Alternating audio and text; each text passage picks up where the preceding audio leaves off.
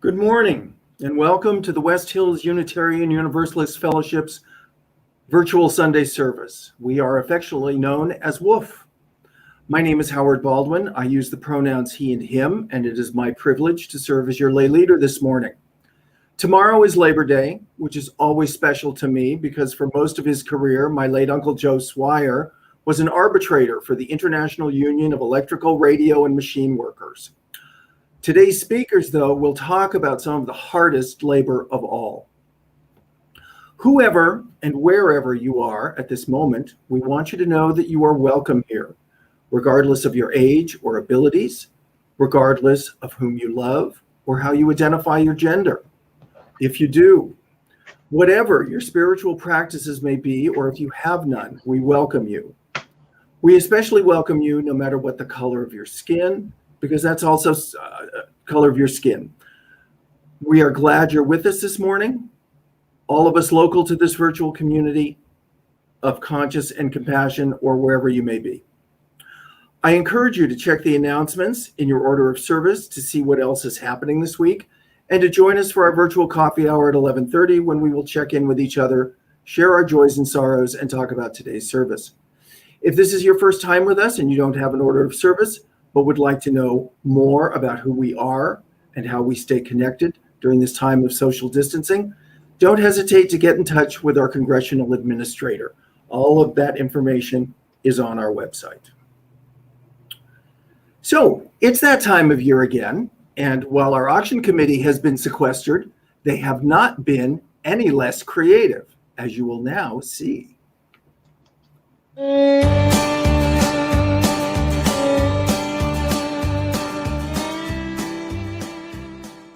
Howdy, Wolf.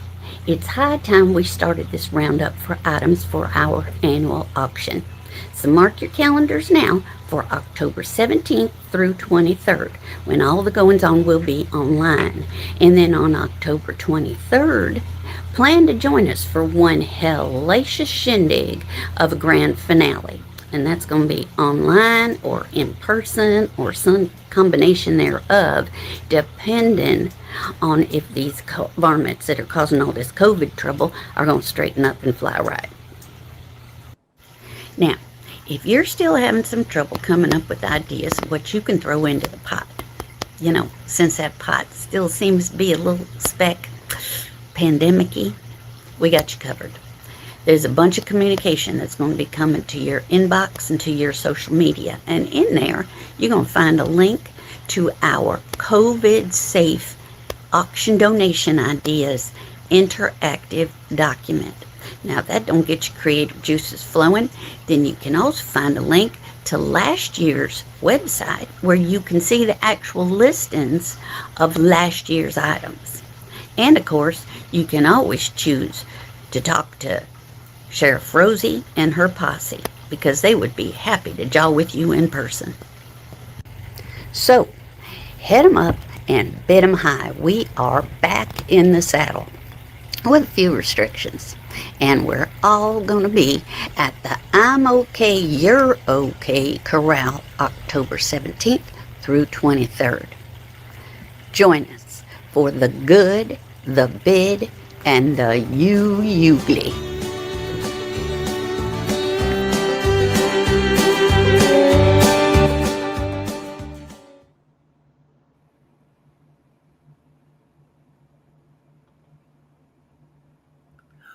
I think we'd like to thank Randy Rainbow for the loan of the hat and the beard and the glasses. And now, as I light the chalice, as I try to light the chalice, this is always the hardest part for me. There we go.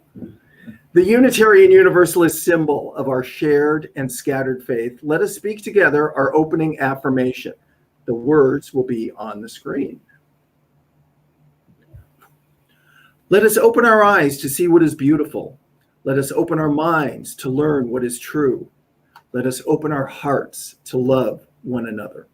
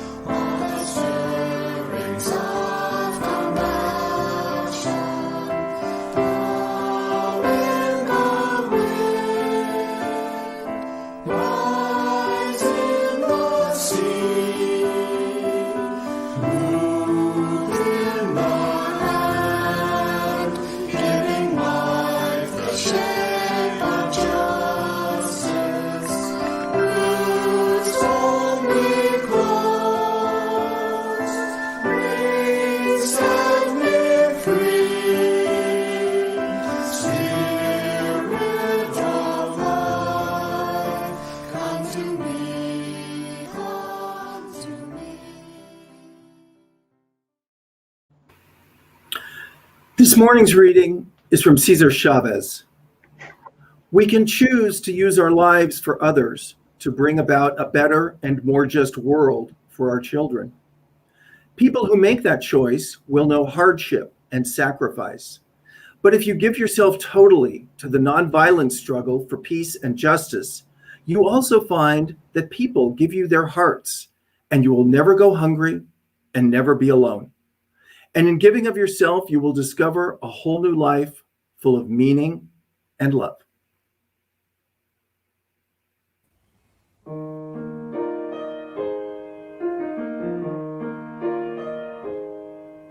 For all that is our life, we sing our thanks and praise. For all life is a gift, which we are called to use to build the common good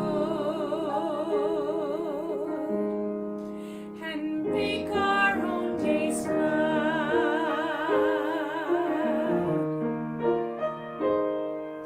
For needs which others serve, for services we give, for work and its rewards, for hours of rest and love, we come with praise and thanks. For all that is our life,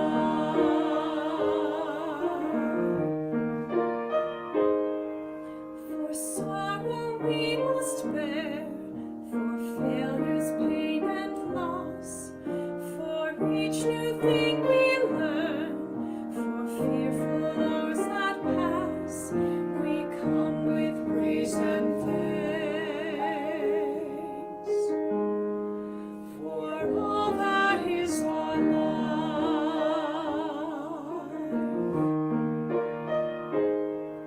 for all that is our life, we sing our thanks and praise. For all life is a gift, which we are called to use to build the common good and make our own days glad.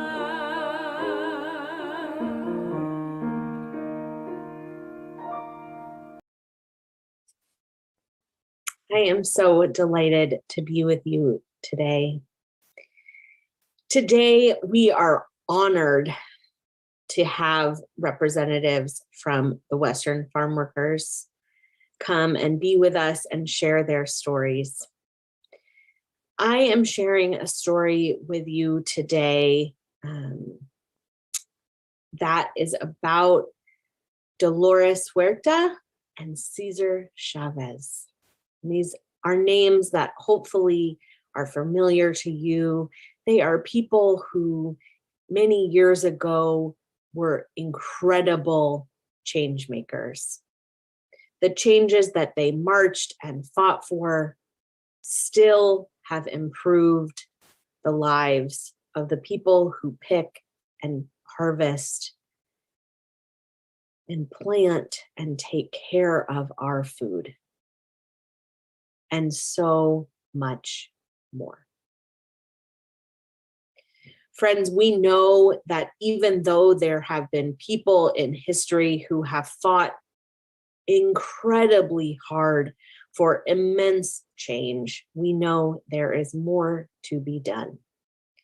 So while you listen to this book, I would invite you to think about what small act or what large act can I do to support those who labor to make our lives possible. And a practice that I have started recently is that when I am cooking for my family, I take a moment as I'm chopping vegetables or rolling matzo balls, as I did earlier today.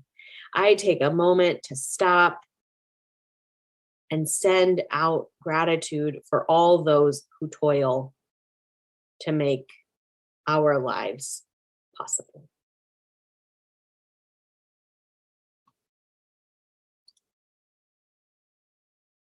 Side by side, The Story of Dolores Huerta and Cesar Chavez, written by Monica Brown, illustrated by Joseph Beda, and read by Mr. Alicea. In New Mexico, there lived a little girl named Dolores, who talked so fast that her grandfather once said, "Dolores, you must have 7 tongues." Many miles away, in Arizona, there lived a little boy named Cesar, who was a very good listener. Cesar listened to his mother cry when his family lost its home and they had to become migrant farm workers. When Dolores was a girl, she moved to California with her mother and brothers. She joined the Girl Scouts and worked to raise money for soldiers fighting in World War II. Cesar's family moved to California to follow the crops and work in the fields. Although he had to drop out of school to work, Cesar always had a book under his arm. From her mother, Dolores learned to think of others.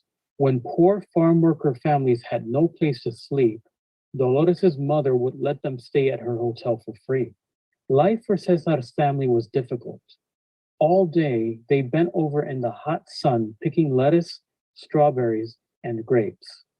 There was never enough water to drink out in the fields. Dolores grew up and became a teacher. She saw the farm worker children come to school cold and barefoot, too hungry to learn as well as they could. When Cesar grew up, he and his friends were hurt by dangerous tools and had mean bosses who sprayed the plants with poisons that made the farm workers sick. Then something special happened. Dolores and Cesar met. Dolores saw that Cesar had great faith. His dreams would bring hope to thousands of farm workers. Cesar saw that Dolores had great courage. She would stand up and fight for what was right. Side by side, Dolores and Cesar began their journey. Dolores and Cesar drove from town to town, standing on the back of flatbed trucks and inviting farm workers to join La Causa, the cause for justice. Together, they demanded better living and working conditions for the farm workers. Cesar and Dolores asked people to stop buying grapes from California because the poisons the growers used there were making the workers sick. People listened, and the grapes rotted on the vines. The farm workers won. They got a safer place to work, and the grapes became safer for people to eat. Cesar led men, women, and children on a 340-mile march to demand that workers get paid enough to live on. They arrived in Sacramento, California on April 10th, Dolores' birthday. Dolores gave an amazing speech, and the people were heard. The growers signed a contract with the workers, giving them better pay for their hard work. It was time for the farm workers to share in the harvest. Though they each had a large family, little food, and no money, when Dolores and Cesar sat down at Cesar's kitchen table, they always looked for ways to make the world a better place. If we don't help the farm workers, Cesar asked Dolores, who will? When the growers and the politicians wouldn't listen, Cesar stopped eating for 36 days so that others would understand how important it was to protect the workers. When their bosses bullied them, the workers used to say, "We can't do it, we can't win." But with the help of Dolores, they began to chant, "Sí se puede, yes we can." For 30 years, Dolores and Cesar worked and listened and talked and marched, side by side. Dolores and Cesar worked to help families stay together. They fought to pass the Immigration Act of 1986 that helped more than 1 million immigrants become United States citizens. Dolores and Cesar had many victories because they knew that together all things were possible. In 1993, Cesar passed away, and Dolores and the farm workers marched to honor him. Dolores still works and marches for justice for the poor, and she is not alone. The spirit of Cesar Chavez is with her, by her side.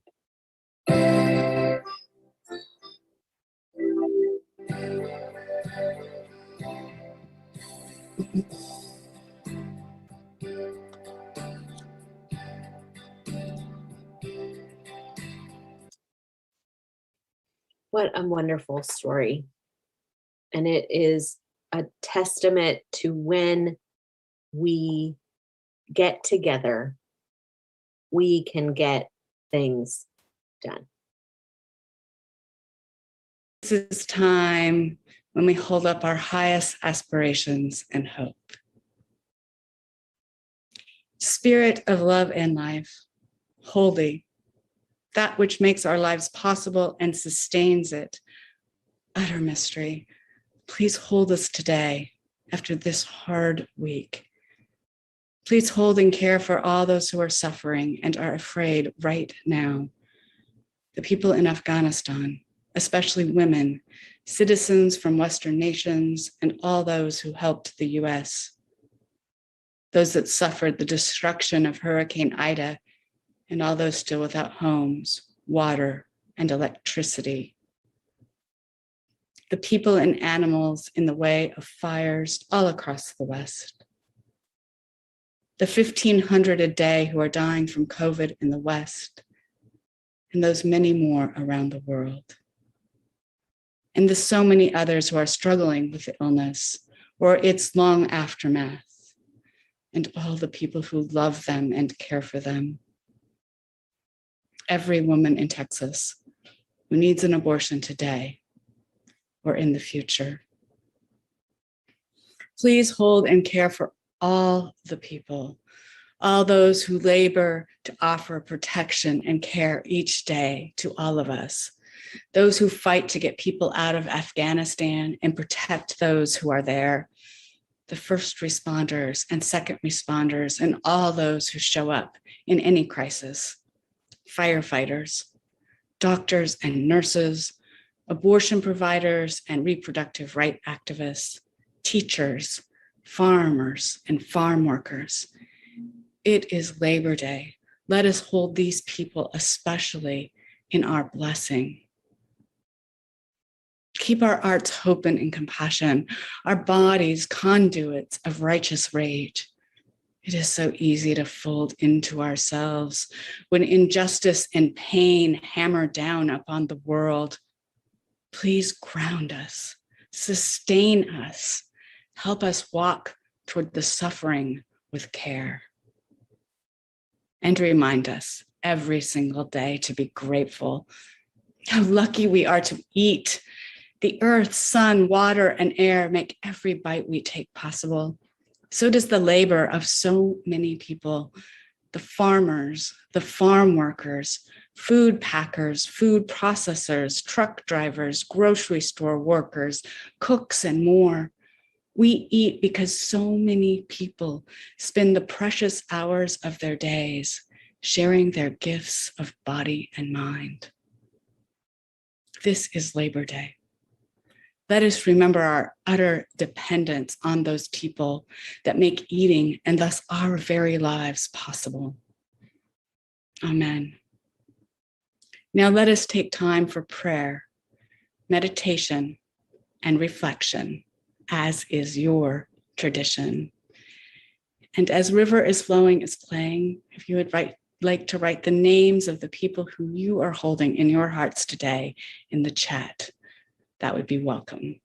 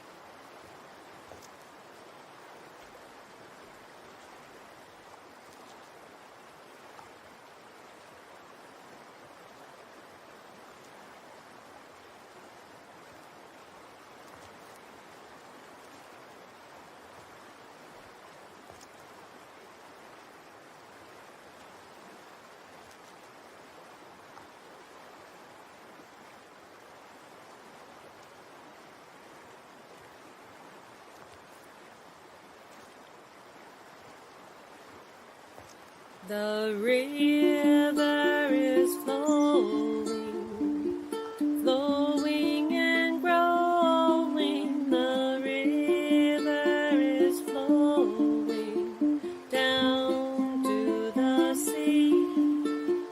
Father, carry me, child, I will always be.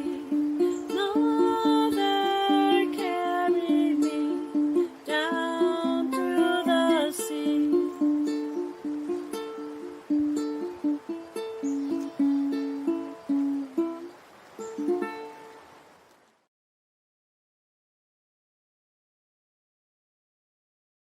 Thanks to Hannah and Reverend Tracy for that wonderful story and that very timely prayer. I'd like to introduce Wolf member Jack Smith, who will in turn introduce our guests from Western Farm Workers. Like many of us at Wolf, Jack has volunteered and worked with the members and leadership of Western Farm Workers and has indeed done a lot to help organize today's service and organize their participation. Jack will introduce Parker Berger, and Parker will introduce the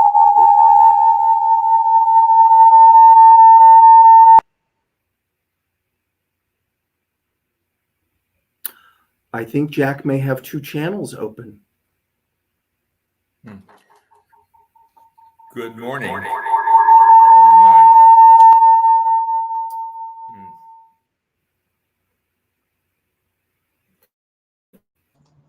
Try it now, Jack. Oh. All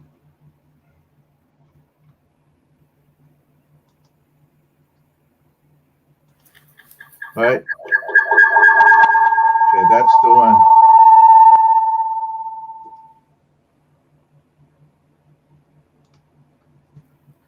Tell me when it's good to talk right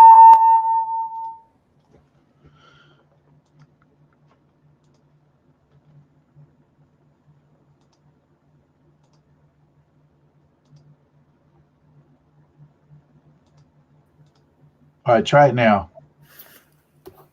Try to get started. Yes, you're okay now.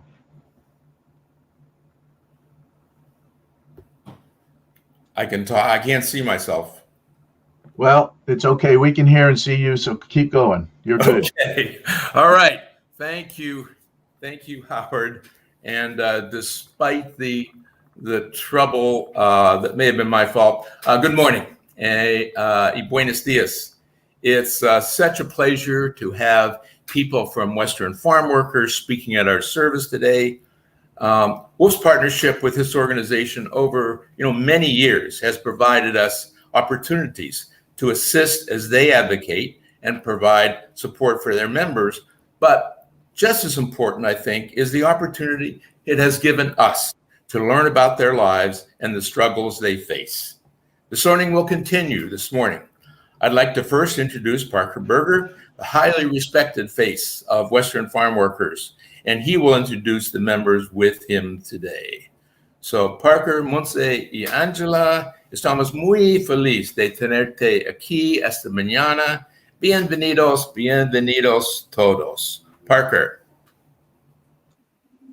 Wow, thank you, Jack, and everybody with West Hills Unitarian Universalist Fellowship for inviting us here to speak on Labor Day weekend. Glad to be here, and my name is Parker Berger. I'm the operations manager of Western Farm Workers Association, a full-time volunteer organizer, and I've been organizing for 8 years with Western Farm Workers. And with me today is this is Angela, who is one of our representatives. We call them delegates from our Workers Benefit Council, which is a representative council from our membership, and Monse, who will be translating for Angela today and is also part of our team here and design team and volunteer.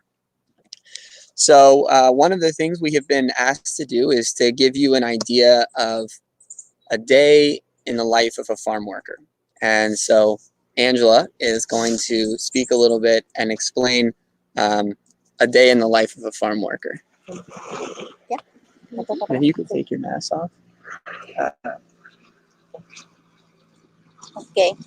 Mi nombre es Ángela Guzmán. Yo soy trabajadora de agrícola del campo y por las mañanas me levanto a las 3:40 a preparar mi lonche,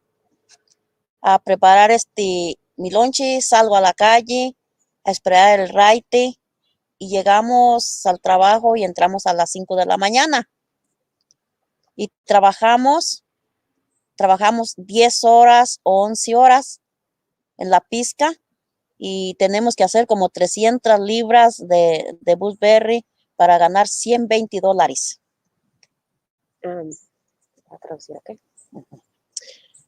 Angela, she's Angela Guzman.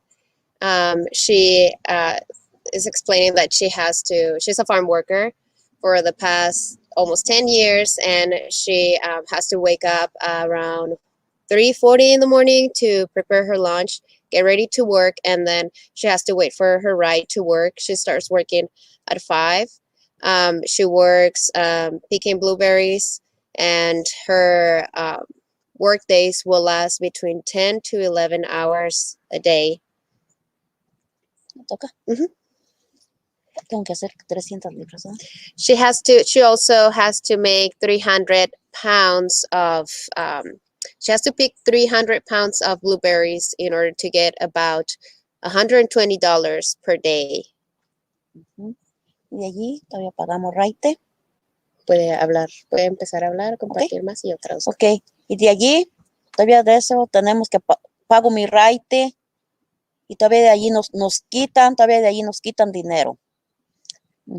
She has to pay her ride to work every day, back and going to work and then coming back to home, and then also she gets taxes deducted from that total amount that she makes per day because she works per contract. Sigo, ¿verdad?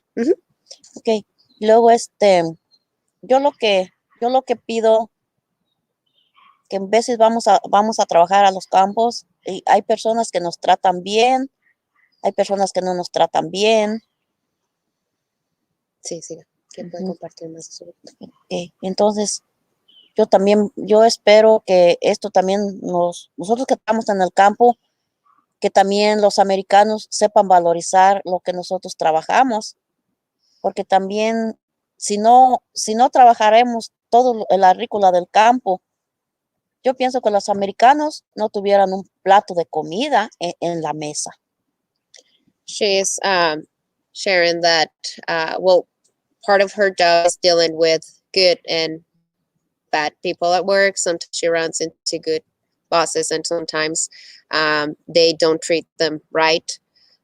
She explains that their job should be more valued because a lot of Americans do get their food, a plate of food on their table thanks to farm workers. Sí, platican más sobre su día de trabajo. Sí.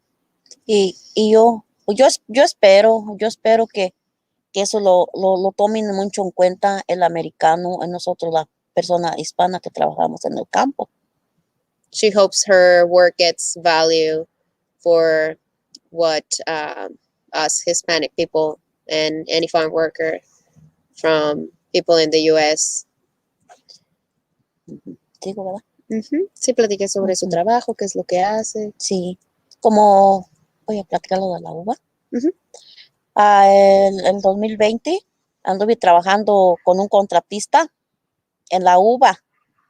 Anduvimos bajando brocha, como dando alambre, anduvimos desaijando. Entonces traíamos un mayordomo y ese mayordomo nos gritaba mucho, nos tronaba los dedos, rápido, quiero esto.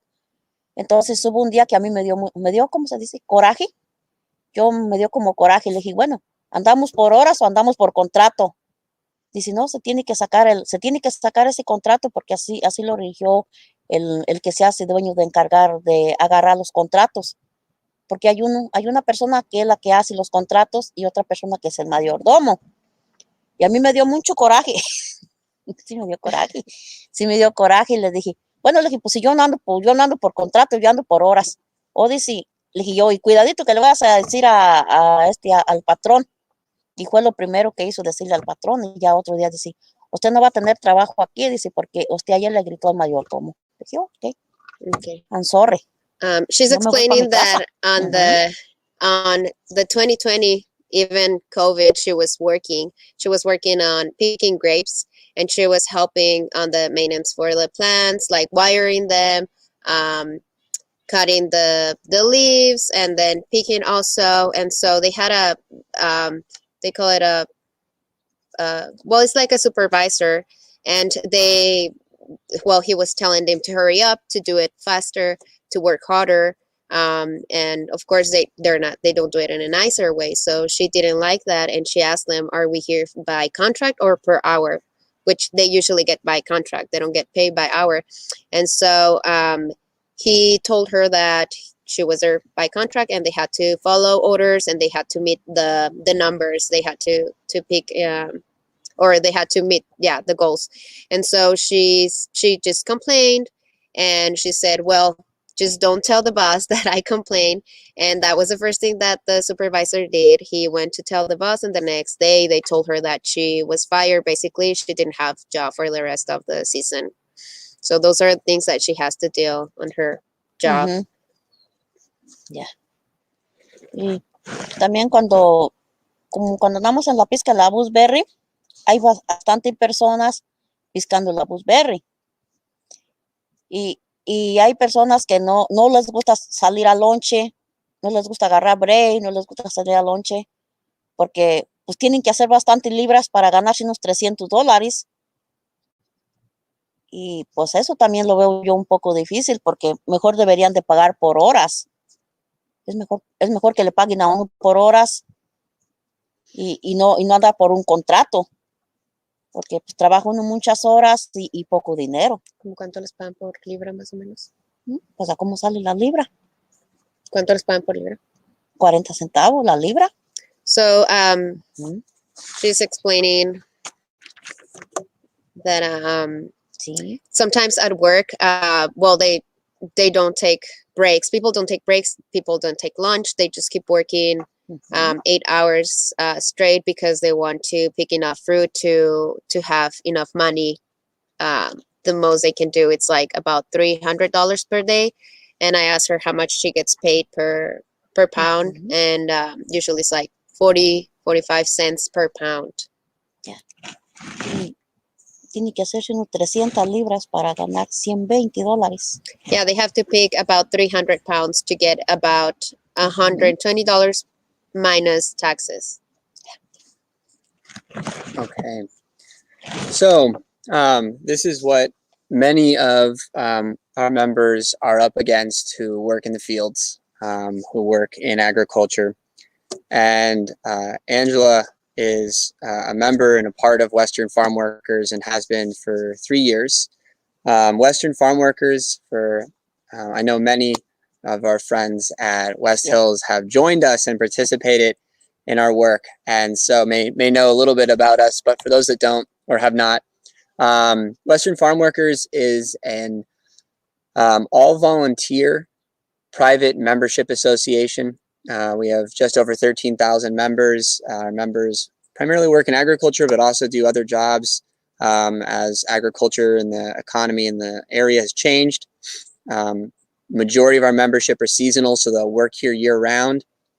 Angela was telling me this morning that she's going to be working in Christmas wreaths, making what are called coronas, starting in the fall, which is nonstop.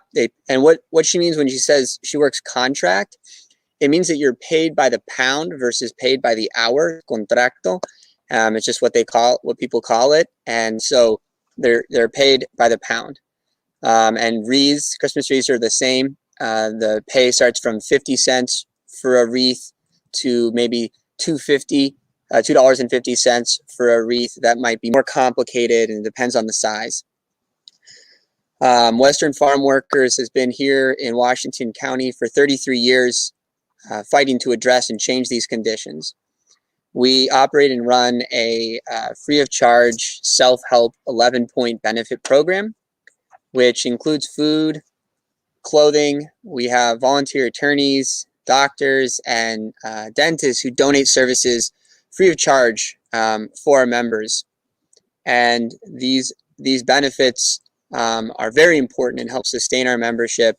West Hills has played a very important role in our benefits program, helping to support during Christmas, collecting Christmas gifts for our members' children, helping with food and clothing, collections and drives, donating for tamales that our members and volunteers, I think some of the West Hills folks have come out and helped make as one of our winter survival drive that we do, and then making deliveries of urgently needed supplies, food, and PPE, as well as other things throughout this pandemic.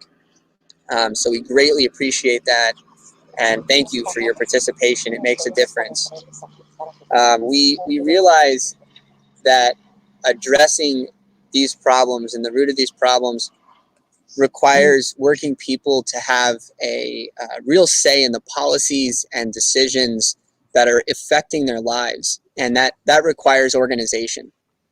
And Angela has on a number of occasions talked about how beautiful it is to be a farm worker, and that you're out in the fields doing something that everyone in the country benefits from and needs, and that it's prideful. Our membership are very proud of their work, and sometimes said that the solution for farm workers is to get an education and go to college and get a degree and get out of farm work. But the reality is that somebody has to do this work. The jobs are, as now said, and we've always known, essential, i.e. they must be done. And the people who do them need to earn a living wage, be treated with dignity and respect. And that requires organization and support for that from the community. The current conditions have been very difficult during this pandemic. The last year and a half, our members are working in more dangerous conditions for less money, often facing quarantines of 2 weeks if they're infected or even exposed to COVID. And in many of our members' jobs, it's nearly, there's no social distancing. In a farm labor camp, which are migrant camps that our migrant membership lives in on the farms owned by the growers. There's no way to social distance. Additionally, really every single one of our membership families has been impacted economically and otherwise by this pandemic, have lost work, lost hours, had to quarantine. And so the benefits program is a way for us to sustain and survive, bring together people from the community so we can address the policies that are often at the root of these problems. The 116-degree weather, in addition to being miserable for everyone, and especially for those that work outside, was also and extremely dangerous. As we know, a farm worker died outside of Woodburn, 38 years old. Those conditions also destroyed, I've heard different numbers from different farmers, between 40 and 75% of the blueberries, which if you're paid per contract, means you've lost 40 to 75% of your income, which is just compounds everything else people are up against during this pandemic. Because of these conditions, on average, we were finding that farm workers were making about $7 an hour for an hour's work because there's not enough blueberries for them to pick. And I just want to speak a little bit about that because that might shock some people. $7 an hour, but minimum wage is $13.50 or $12.50, depends where you are, if you're in urban or suburban. But actually, federally speaking, the Fair Labor Standards Act specifically excludes farm workers as a category, which has nothing to do with documentation status. Farm workers do not get minimum wage. Farm workers are not provided overtime pay, and child labor laws do not apply to farm workers. In the state of Oregon, some of those laws have been changed. They have passed different child labor laws. I believe it's 14. Of course, in reality, that's not practical necessarily for our membership to not have their kids out in the fields with them. So what age people start is often when they can walk. And people do not get overtime. And they passed a minimum wage bill for farm workers, but it specifically excludes farm workers that are working 3 months or less and are paid contract, or AKA piece rate, which is 90% of our members doing seasonal farm work. So in addition to these exclusions, in 1935, the National Labor Relations Act, which is the foundation of labor law in the United States, everything people know about unions today or are members of unions today comes from this law. And it was passed in 1935. It specifically excludes farm workers, domestic workers, temporary workers, and independent contractors from having the rights to collective bargaining, rights to organizations that their employer must recognize. And so our members are in a category that we call unrecognized workers. We have just wrapped up yesterday our back to school campaign and an important distribution. Actually, the campaign continues, but the distribution of supplies was yesterday, which Jack, Linda, and some of the members from First Church were also there to join us. So thank you for also all the members who donated school supplies as our members get ready to send their kids back to school. It is very important. The educational inequalities during this pandemic have grown, so the supplies make a difference in impacting that. We're gearing up for our fall expansion as seasonal agricultural work in the field slows down. People move into making Christmas wreaths and garland. I remember to actually make the wreath and the garland for the White House, which is pretty amazing. And the eviction moratorium was overturned, so we're training and urgently in need of additional organizers, as well as volunteers to help prevent these evictions. We're teaching people how to advocate for our members, how to apply for the state program, which is available but has a 26-page application. We're also continuing our vaccination drive. We've successfully vaccinated over 90% of our active membership, which is very exciting, but there's many more members and there's a lot more people in the community. We're continuing to fight to get people the vaccines, and education is an important component of that. Building our representatives in neighborhoods and in the community. So volunteers are participating in all of those activities, and we're also dealing with air conditioning. So we have a beautiful historic building where we're here at today, but it has from 1914 no central air. So we're raising on a program to raise $15,000 to cover the rest of the cost of our central air conditioning system. And so thank you for your support in that way as well. So thank you for inviting us. Those are my remarks, and we look forward to continuing our relationship and working with great people at West Hills.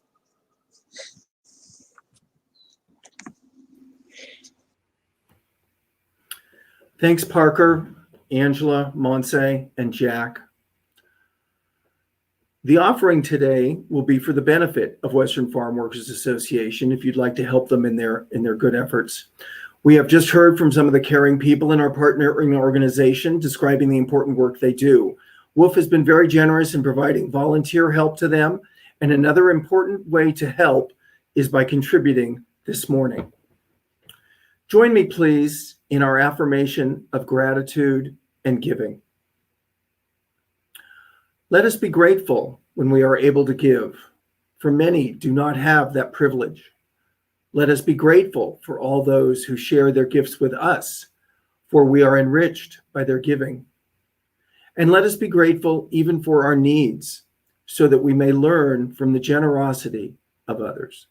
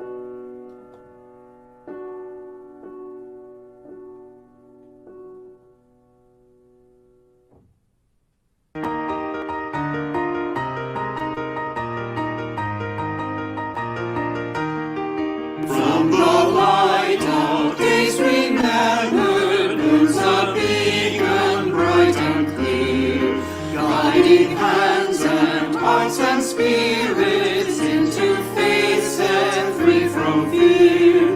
When the fire of commitment sets our mind and soul ablaze, when our hunger and our passion meet to call us on our way, when we live with deep assurance of the flame that burns within, then our promise finds fulfillment and our future can begin.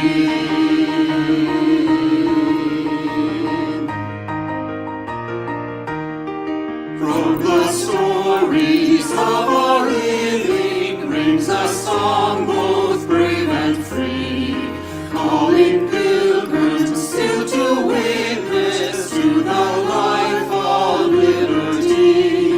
When the fire of commitment sets our mind and soul ablaze, when our hunger and our passion meet to call us on our way, when we live with deep assurance of the flame that burns within, then our promise finds fulfillment and our future can begin.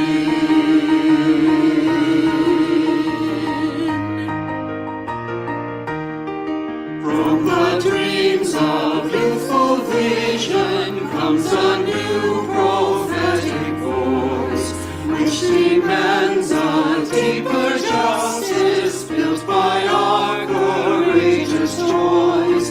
When the fire of commitment sets our mind and soul ablaze, when our hunger and our passion meet to call us on our way, when we live with deep assurance of the flame that burns within, then our promise finds fulfillment and our future can begin.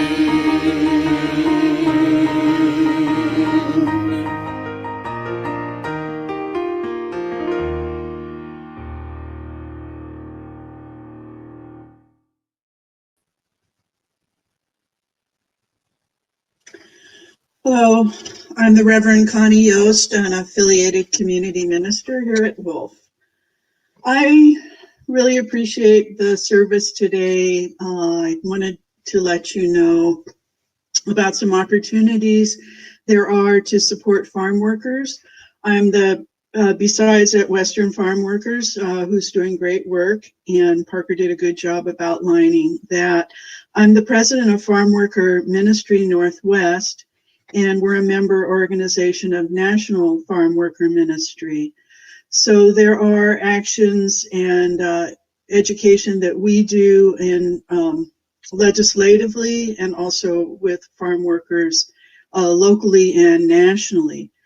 So the national legislation tends to center around three areas right now, and that would be immigration, heat and smoke protections, and overtime. So the Farm Workforce Modernization Act is supported by United Farm Workers, and that's a federal legislation that passed the House, U.S. House in March. And just a few weeks ago, the Senate took a historic step and approved a budget resolution that includes granting farm workers, dreamers, TPS holders, and other essential workers legal status. So we'll see how that works out. The United Farm Workers is also pushing for national heat regulations, and both the House and the Senate have bills which are in committee around that. But here in Oregon, we do have temporary rules which were enacted for heat and smoke in July. And I'm part of a group that's working. We just submitted our final comments for permanent rules to Oregon OSHA. And right now, our rules are the best in the country. They kick in at 80 degrees for various things such as shade, rest, breaks in shade, water, etc. Overtime for farm workers, as Parker mentioned, farm workers were deliberately left out of labor law. There is a federal Fairness for Farm Workers Act, which is in committee, the U.S. House, and Washington State did enact overtime for farm workers. However, Oregon did not. The bill failed in the 2021 session, but we're working to position it for hopefully adoption in the short 2022 session. So all that information is in our e-news. I encourage you to sign up for the Farm Worker Ministry Northwest e-news. You can find a link on my bio on the WOOF website. And also check out National Farm Worker Ministry website. Also a link there under my bio.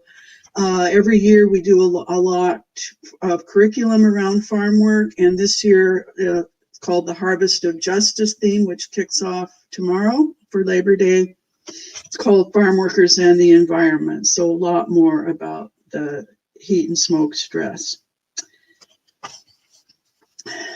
So our benediction today is from Cesar Chavez. I'm always inspired by these words because the fight for justice for farm workers has always been hard, and yet he offers us hope. In his words, we draw our strength from the very despair in which we have been forced to live. We shall endure. And may we never tire of working for justice for those who work so hard for so little. Amen.